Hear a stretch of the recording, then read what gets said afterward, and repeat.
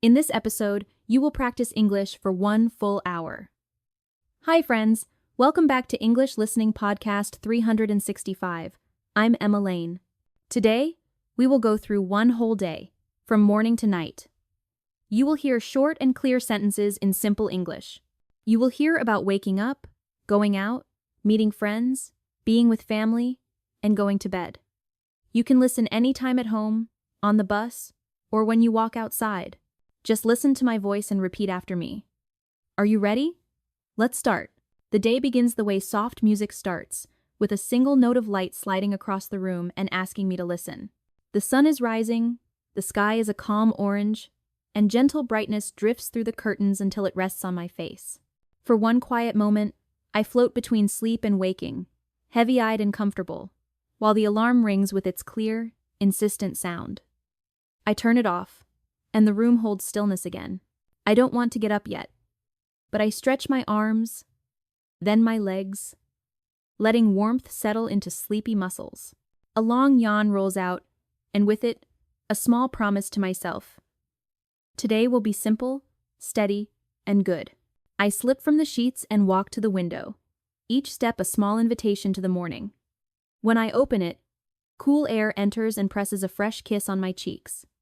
I draw a deep breath. The air smells clean, like new paper and wet leaves. Birds sing from hidden branches, the kind of bright, uncomplicated singing that sounds like confidence. I smile at nothing in particular, because the light is kind, the air is kind, and the sky is a pale bowl ready to hold all hours yet to come. My room is ordinary bed, chair, the quiet clock, but it feels like a beginning. Outside, early life is already moving. My neighbor waters his plants with a green hose, the water turning into silver threads that settle over wide leaves and patient flowers. He wears slippers and a smile, and when he spots me, he lifts his hand. I raise mine too. "Good morning," he says in a voice that fits the air. "Good morning," I answer, and the day answers with a single bark from his dog, followed by a calm sit and a steady watch of the street. Children wander towards school, backpacks bobbing like small boats. Some drift slowly, others run and laugh, happy just to be moving forward. It would be easy to stay here and stare at the light, but the morning asks for more than staring. My eyes are still a little heavy, yet the calm in my chest is real. I close the window halfway to keep the freshness without the chill, then turn back to the house and to the small tasks that pull the day into shape. The first steps of the routine are waiting the bathroom, the cool tiles, the mirror, the toothbrush, the warm water on my hands. They are small steps, but together they carry me from softness to readiness. And even as I move, that gentle feeling remains, as if the sky itself were saying, "You're here, you're safe, and this is a new day to walk into." With that steady thought, I leave my room and begin to follow the voice of the morning where it leads. The house hums the way a kettle hums just before it whistles. Quiet but sure, and the neighborhood hums along with it. The hallway opens to small sounds, footsteps on stairs, a door clicking shut, the whisper of someone moving past a window. Outside, children keep their gentle parade to school. A woman sings to her baby in a voice that rocks the air, and a man in a yellow jacket rides by on his bike, fast enough to slice the breeze, yet friendly enough to wave as he passes. The street is busy, yes, but strangely peaceful, as if every person understands the rhythm and chooses to move in time with it. I turn into the bathroom, and the world narrows to cold tiles and bright light. The mirror shows my messy hair and a face that is not fully awake, but trying its best. I grin at that tired face and brush my teeth, moving the brush up and down, left and right, until mint and clarity take their places. I rinse my mouth, feel the temperature shift from cool to warm, and sense the day settling into shape.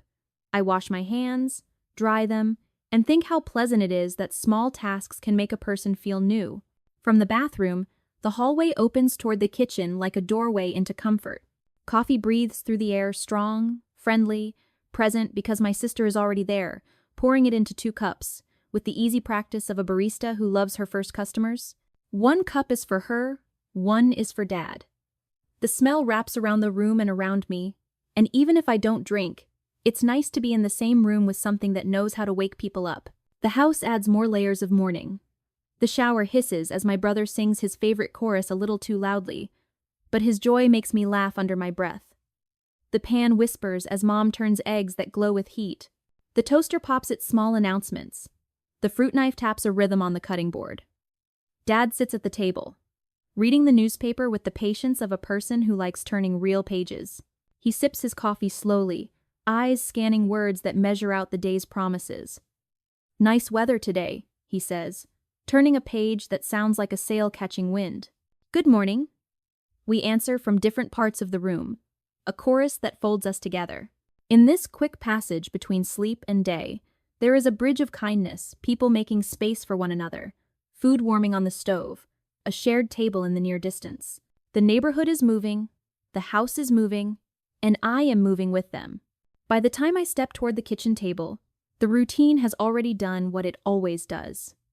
It has pressed wrinkles from the morning and set me gently on the path toward the rest of the day. And with that, the next chapter, family breakfast, waits just ahead, bright as a plate in the center of a small, full table. Breakfast doesn't shout, it gathers. The small table is our stage, and the morning's simple actors toast, eggs, butter, honey, fruit, and tea take their places without fuss. Mom moves around the stove with a quiet confidence, turning eggs in a pan that hums, sliding bread into the toaster and catching it with practiced hands, and cutting fruit that flashes color like confetti. Dad reads at the table, one elbow near the sugar bowl, and every so often he looks up to share a line or a look. The air is warm, and the steam from the tea curls upward in soft question marks that don't require answers. We sit down together, and the table becomes crowded in the best way, a small square full of plates and small talk. The eggs are warm. The toast wears a thin shine of butter that melts like an idea becoming real. The honey glows on the plate like a little piece of sundae. We pass everything around and say the normal things people say. "Could you hand me that?" "Thanks. This is good." When my little brother spills his juice and it runs quick and orange across the table, there is a single breath of surprise. "Oh no." And then there is laughter. He laughs too, which is the signal that nobody is hurt, not even the tablecloth. He dabs at the spill with a napkin while Mom helps, and it turns into a short scene we've all watched before, ending in a clean surface and smiling faces. While we eat, we plan. Who needs to go where? Who will do what? The schedule is not complicated, but saying it aloud makes it friendlier. Dad finishes his cup and says he'll water the garden later.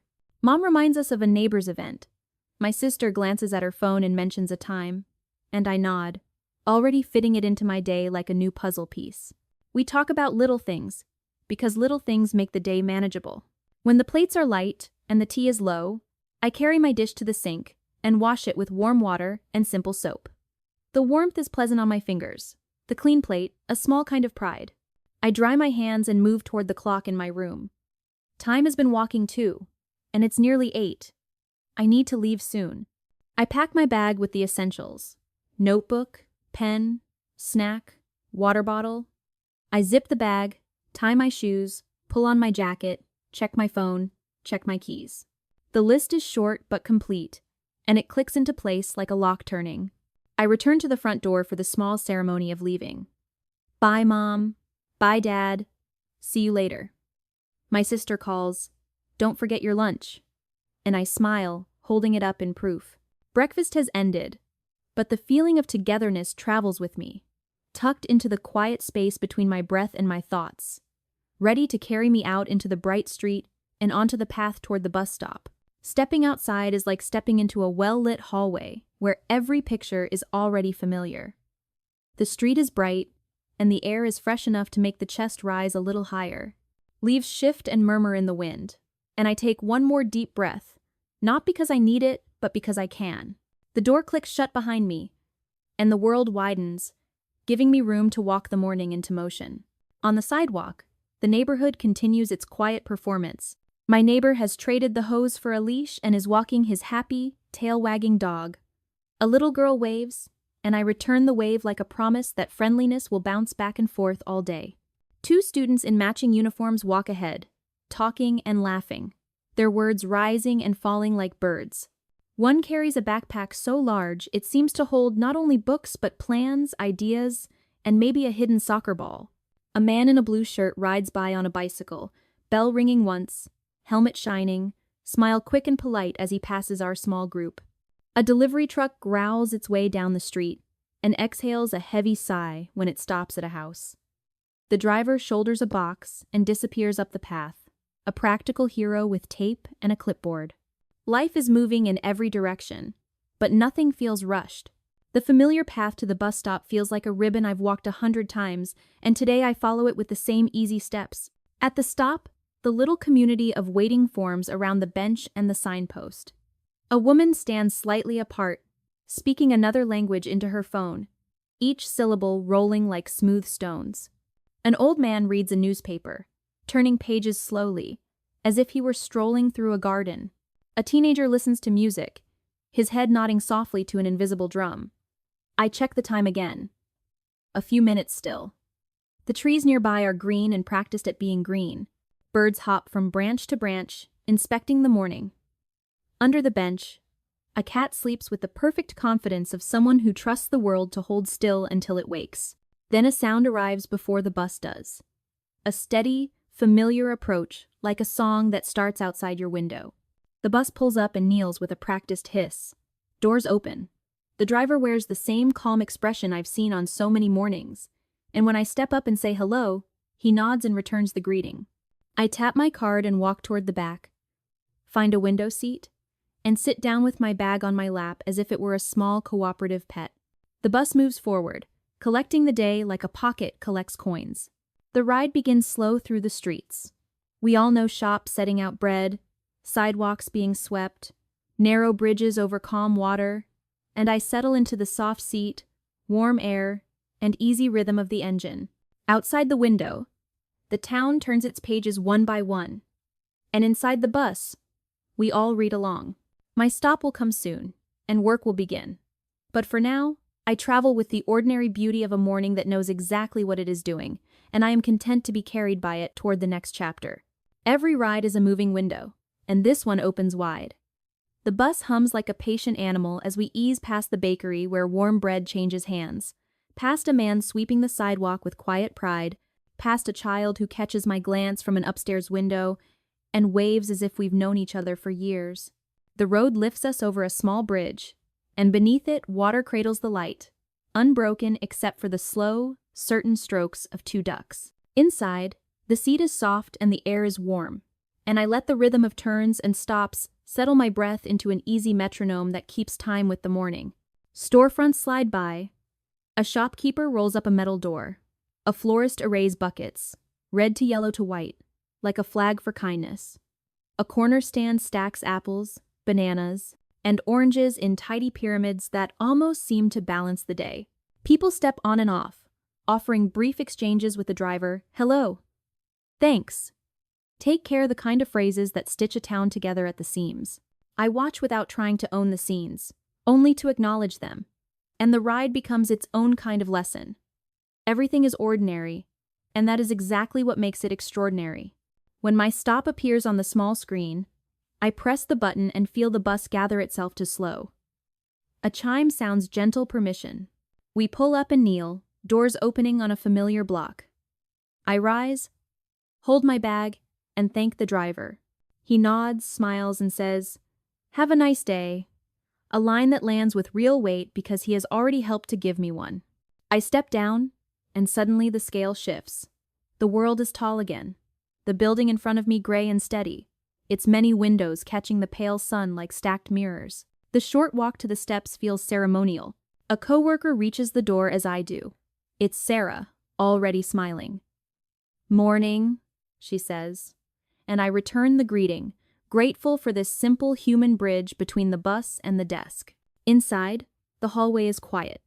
Some lights glow, others wait, and the soft echo of footsteps somewhere above suggests a day already in motion.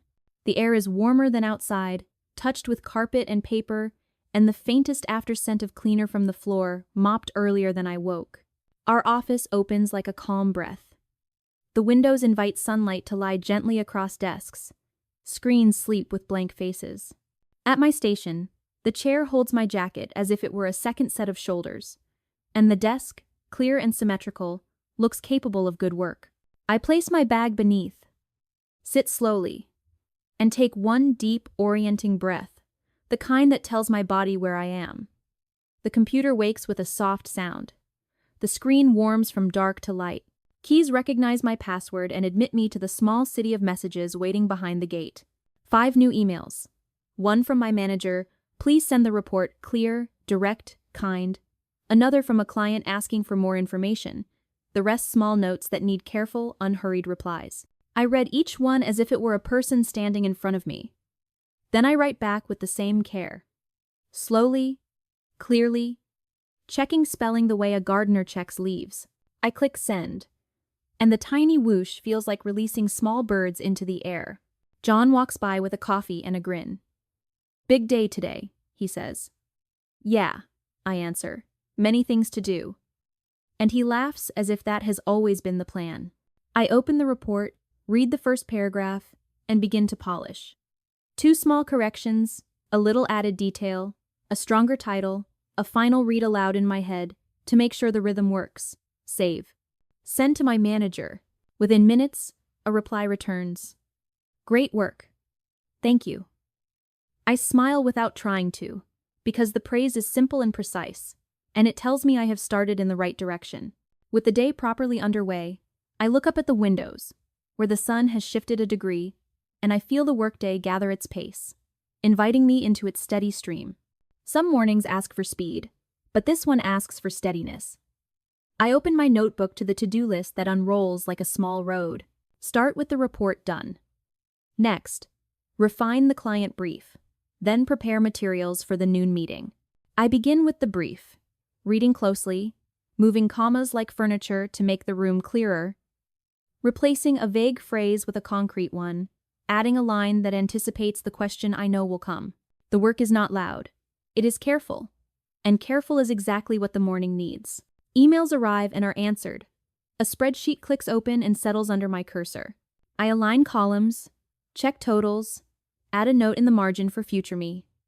When words blur, I look away for 10 seconds, count a breath, and come back sharper. The office is quiet in that concentrated way, the small clicks of keyboards, the rustle of paper, the occasional swivel of a chair when someone thinks best while turning. At 10:30, the small clock above the printer reaches out a hand and invites us to pause. The kitchen offers coffee like a friend who knows your name. Sarah is already pouring, and the smell is its own kind of comfort, brown, warm, complete. She offers me a cup, and I accept it with a thank you that carries real gratitude, even if I'll only sip. Jane arrives with a plate of cookies that smell like chocolate and late-night kindness. Made them yesterday, she says, and our yum is a chorus of appreciation. We sit at the small round table that has heard everything and judges nothing. Conversation wanders to movies. Sarah watched a new film and calls it funny in the exact tone that makes us believe her. Jane laughs because comedies are her language. John appears, peels a banana with exaggerated seriousness, and delivers a joke that lands just right. Laughter bubbles up, light as steam. For 15 minutes, the room feels bigger than its walls, as if the simple act of being together has doubled the space inside it. Time, polite but insistent, taps us on the shoulder again. We rinse cups, wipe crumbs, and return to our desks smoother than we left them. I glance at the calendar. 10:50. Still more to do before noon. I place a call to a client who has a question, and when she answers, I slow down my words, listening as carefully as I speak. The problem is not large, but it is hers, so I make it mine for a minute. I ask her to hold, find the answer, return, explain it clearly. Thank you very much, she says. You're welcome, I say, and I set the phone down as if it were now lighter. A few notes go into my pad, a document gets updated, files slide into their proper folders, and the path to noon grows short. I read the meeting agenda, jot one question of my own, and feel a quiet readiness settle across my shoulders like a well-fitted jacket. It's almost time to gather. And with that sense of prepared calm, I rise for the meeting that waits like a clear table in the next room. Noon is a natural circle, and the meeting room sits at its center. 6 of us gather around the table. Notebooks open like small doors. Our manager starts with our goals: specific, reachable, shared, and the new project opens in front of us, like a map we will learn by walking. I take notes the way a hiker takes landmarks. Not every tree, just the ones that keep you found. John asks a question that sharpens a corner. Sarah offers an idea that makes a pathway smoother. Jane stands to write key phrases on the whiteboard, her markers clicking like signposts being planted. When it's my turn, I share my thoughts simply, and the nods around the table feel like green lights. Good teamwork, our manager says, and it isn't a slogan, it is a diagnosis. We smile because the words fit the moment. The meeting ends, not with a dramatic close, but with chairs sliding back and the soft shuffle of people who know what to do next. By now, the day has tilted toward hunger. In the break room, the air carries the clean, friendly smell of many lunches.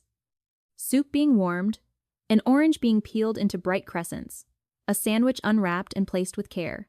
Sarah sits across from me with a fresh sandwich. Jane arrives with rice and chicken, steam rising in small flags. I open my lunchbox to pasta I made last night, tomato and cheese waking again under the lid. We eat, and for a few quiet minutes chewing is our only language. Then stories arrive. Sarah tells us about a concert last weekend, loud but amazing, and Jane asks which band. River Sound, Sarah says, and John, entering with a lunch bag and no fork, lights up. I love that band. We laugh because his timing is perfect, and because Jane actually has an extra fork, and because friendship is often just this: someone needing a thing and someone else having it. We talk about favorite songs and the way chorus lines can pull you through a hard afternoon. The pasta is warm, the salad crunchy, the water clean and bright. I check my phone briefly and find a message from my sister. Don't forget to call Grandma. Thanks, I answer. After work, the reminder tucks itself into the pocket of my plans. When the food is gone, we do what families and good teams do. We clean together. Napkins into the bin, containers rinsed, table wiped down until it shines again. Back to work, John says with mock drama, and we laugh because we know what he means. Joy is fuel, not a detour.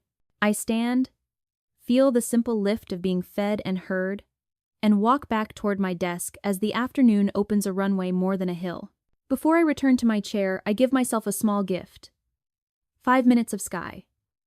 The park nearby is a green pocket, where the day keeps its gentlest light. I walk slowly, not counting steps. 2 kids play catch with a ball while their father watches with that quiet smile parents wear when everything is fine. I choose a bench and sit. The sun warms my face.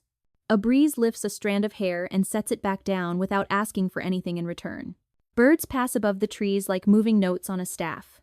A woman walks her dog, and the dog, given full authority by its nose, inspects the grass as if it were news. I pull one long breath, and it smells faintly of flowers, a reminder that the world makes beauty without a meeting. Eyes closed for a heartbeat, I feel stillness arrive and take a seat beside me. When I open them, it is 1:25. Time, like a kind coach, suggests I head back in. I do, carrying a clean stripe of calm across my afternoon. The office has returned to its working quiet. People type without haste. A few speak in soft tones across their monitors. I open my notebook again. A few tasks remain. A new project document waits for a first pass. I read the first paragraph and begin, line by line, moving not fast but true. Typos are small weeds. I pull them gently and replant the sentence. When I need water, I drink from the bottle by my keyboard, cool and immediate. John swings by and leans on the cubicle edge. Snack? He asks, producing a small chocolate bar like a magician. I take one square, say thank you, and taste how a tiny sweetness can tilt an hour toward kindness. He returns to his desk, and I return to mine, finishing the paragraph and pressing save. File saved. The words feel like a small medal pinned to the corner of the screen. The phone rings. A client again, her voice careful, her need precise. One moment. I say, and I mean it. I look up the information, find the exact line, return, and explain. She thanks me with relief audible even across the small digital distance.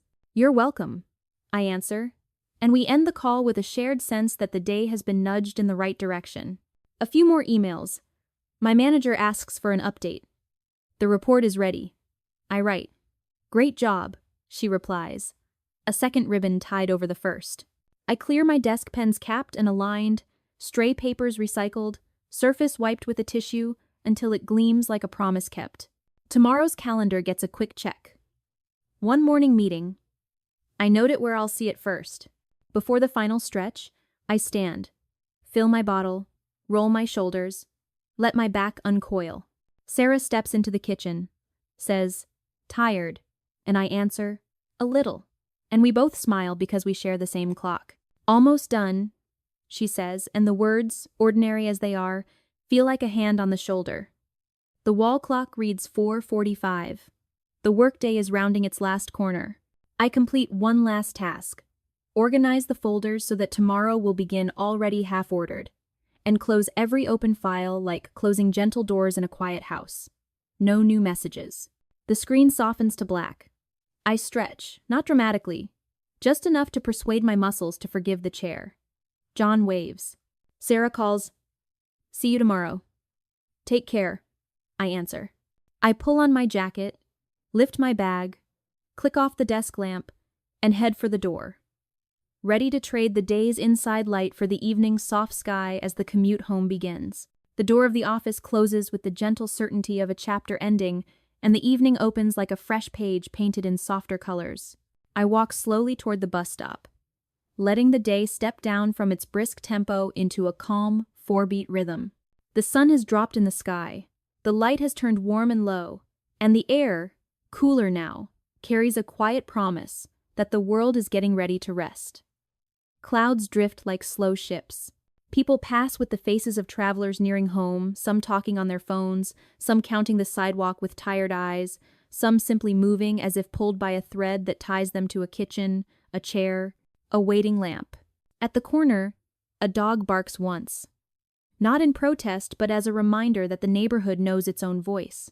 The owner's hand moves automatically to stroke the dog's head. The tail answers with a steady wag that says all is well. A woman stands with shopping bags that write the story of errands completed. A man rolls by on a scooter, helmet secure, posture easy. A child runs to his mother, laughter spilling out as if joy were a small animal eager to escape its cage and be held in open arms. I reach the bus stop and join a handful of fellow travelers. An old man sits with a walking stick across his knees, reading the paper the slow way, honoring each page. A girl with headphones hums along to a private song that somehow includes us all. Two friends trade quiet jokes, the kind that leave grins sitting on faces even after the words have gone. The bus approaches with a soft engine sound, stops with a hiss, and opens its doors like an invitation. Inside, evening has its own version of morning's kindness. I greet the driver, who nods and says, "Evening," in a tone polished by repetition and sincerity. I tap my card and move to a window seat. The bus rolls forward, and the city begins to glide past like a film set to a slow, steady soundtrack. The bakery is still open, warm light pooling out onto the sidewalk. People choose bread and cake, with the deliberation of small ceremonies. A little boy clutches a chocolate cookie in both hands as if he were holding the moon. We pass the flower shop, buckets of color lined in front red, yellow, white, a chorus that can still sing at dusk. On the corner, a vendor lifts fruit into the air like bright coins, showing apples, bananas, oranges to a customer who smiles back at his friendliness. The bus waits at a red light. Above us, the sky deepens, and the first street lamps blink awake, making paths for feet that know the way home without thinking. Stops come and go, people rising and settling, the bus breathing us in and out like a living thing. When my stop arrives, I press the button. The chime grants permission once more. I walk to the door and thank the driver. He answers, "Take care," and I offer, "You too." Because kindness travels in both directions on every road worth taking. I step down and feel the neighborhood greet me like its own. The houses are quiet. Some windows glow in rectangles of gold. A cat sits on a fence, watching me like a small gatekeeper who approves my entry. My keys turn in the lock. The door opens on familiar warmth. The commute has carried me from one good chapter to the next, and I am ready to read on. Home is a scent before it is a room, and tonight it smells like garlic, rice, and the certainty that I belong.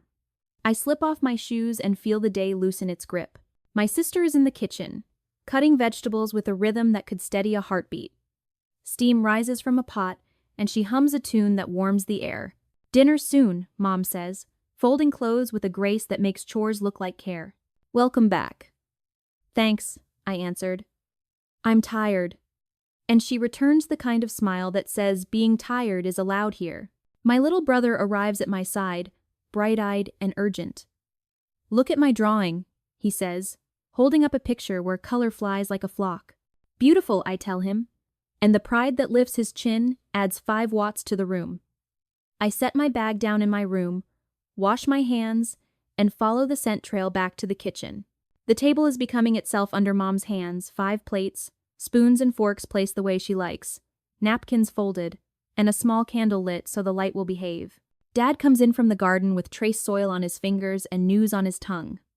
The flowers are growing fast. He washes up, drying his hands on a towel before he leans to kiss Mom's cheek. She smiles, and that single, small exchange is a summary of the whole day's purpose.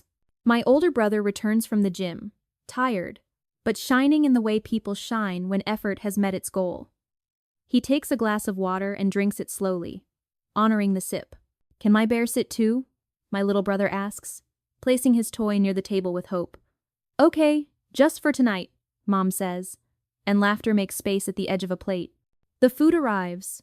Rice, chicken, salad, with bread and yogurt waiting like friendly neighbors who show up uninvited but always welcome. We sit down, and voices soften to match the room. Dad talks about work busy, but the early finish felt good. Mom shares small stories from around the neighborhood. My sister tells us about a lost dog that followed her for 3 blocks until she found its home. The tale lifts into laughter because the image is as sweet as the ending is secure. My little brother eats slowly and sometimes carelessly, and when a patch of rice slides to the floor, he says, "Oops," in a tone that asks for help, not pardon. We help, because help is what families practice until it's a reflex. Nobody is scolded. The meal moves on. Plates lighten. Conversation folds and unfolds like napkins being set down and picked up again. When dinner ends, we do not end our togetherness. We convert it into action. I wash the plates, feeling the smooth slip of ceramic under warm water. My sister dries with efficient, friendly circles. My brother returns them to the cupboard with care, building a small skyline of stacked dishes that say we were here and we ate and we were fine. Dad makes tea because it is one of his quiet gifts. He knows everyone's cup sugar for Mom, plain for me, milk for my little brother. The house exhales. We carry our cups to the living room, and the evening, already kind, leans closer. We settle into the living room the way the sea settles after a wave, calm, breathing, content to hold what it holds. The TV plays soft music, a soundtrack that asks for nothing. Mom slides into her favorite chair with a book, and the small smile that visits her face tells me she has met an old friend in its pages. Dad checks the weather on his phone and announces the rumor of rain tomorrow, not as a warning but as a possibility the plants might welcome. My sister plays with the cat, who dashes, leaps, and then vanishes into a box as if it were a secret cave designed just for this trick. We laugh, because surprise is a kind of grace. I called my grandmother. She answers quickly, voice warm as a kitchen light. "I was just thinking of you," she says, and the words reach across the distance to put a hand on my shoulder. We talked for 10 minutes, which felt longer in a good way. She tells me about her garden, where tomatoes are big this year, and asks about my job. And when I say it's going well, she says she's proud. The pride does not puff me up. It anchors me. When we say goodbye, the space between cities feels smaller. The door invites me outside for a short walk, and I accept. The evening is a gentle stage where the neighborhood performs its late scenes. Neighbors watering flowers in the slanting light, kids riding bikes with helmets like tiny moons, laughter racing in friendly bursts that end in breathless smiles. A mother watches, waves. I wave back. The street grows quieter as the light thins. Window glow softens. A breeze moves like a good thought through the trees. I return home and place my shoes by the door. "I'm back," I say, and the words feel ceremonial in their everydayness. My sister is on the floor with a blanket pulled up, a movie playing. Mom stacks the last clean cups, wipes the table, and clicks off the kitchen light, tucking the day in. Dad reads in the corner, glasses low, turning each page like a careful promise not to miss a thing. From the hallway comes the sound of small bristles and running water. My little brother brushing his teeth. He arrives a minute later, pajamas on, hope in his voice. Will you read me a story? Yeah, I say. Let's go. His room is small and soft, a place designed to hold sleep. He pulls the blanket to his legs. I open the book about a bird who circles the world, collecting views and learning, at last, that home is where the stories begin and end. He listens with wide eyes, and I read slowly and gently, as if the words were fragile shells. He yawns, not because the story is dull, but because it is working. I say good night, he says, good night, thank you. I switch off the lamp. His breathing finds its tidal rhythm in seconds. In the bathroom, I brush my teeth and wash my face. The water runs cool and honest. I look in the mirror and recognize a peaceful version of myself, one delivered by a day of ordinary good things. In the living room, my sister laughs softly at the movie. The cat sleeps beside her, tail giving slow, sleepy signals. Mom enters with a blanket and tucks it around my little brother where he sleeps. She kisses his forehead and whispers a wish into the room. Dad turns off his reading lamp and carries his empty glass to the kitchen. Good night, everyone, he says, and we answer, good night, letting the words stitch another line into the fabric of the evening. The house has done its work. It holds us, room by room, like a hand holds pebbles gathered from a shore, each small, each unique, all belonging together. My room is dark and quiet in the kind way, not a lonely way. I turn on the small lamp, check my phone, and find a single message from a friend. Sleep well. I smile and answer, you too. Because kindness likes to return to its sender. In my notebook, I write one line. Only one. Today was a peaceful day. The sentence sits on the page like a stone placed carefully in a garden.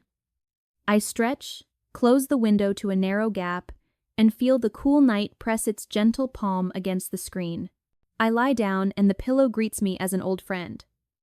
The blanket covers me, the light clicks off, my eyes close with the little sigh that means they will open again on another morning. Outside, the world is calm. Somewhere a dog barks once, then settles. A car moves past, slow and considerate. Trees translate the breeze into a language of leaves. The city rests, not emptied but content. Above it all, the sky is dark and honest. Stars hold their places. The moon keeps its quiet watch. Good night, world. I think, but I also say it, because some words deserve air. Good night, everyone. The sentences are soft doors closing without locks. The last thing I feel is gratitude, simple, exact, enough. Tomorrow will come. I will see it. For now, stillness is the only task. And then, as if on cue, the voice that began the journey returns to bless it. The episode closes the circle. You listened, you spoke, you practiced. You moved with the day from first light to last lamp. You made real progress. Keep listening. Keep practicing. Keep believing in yourself. You just finished a full hour of English listening and shadowing. Keep practicing a little every day. It really helps your speaking and confidence. If you enjoyed this episode, share it with your friends and family so they can learn with you.